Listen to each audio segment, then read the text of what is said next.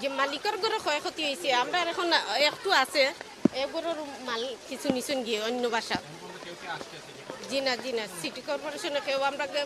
21 সালেও আইসুন না এখনো কেউ আইয়া এখন দেখছেন না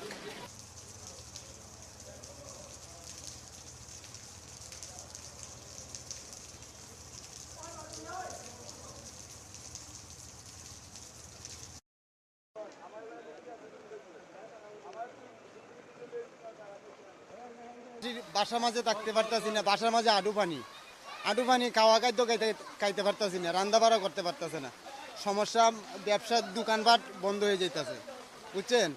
অনেক ব্যবসা করতে পারতেছি না আড়াচড়াও করতে পারতেছি না বাচ্চা নিয়েও খুবই সমস্যাতে আছি ভাইয়া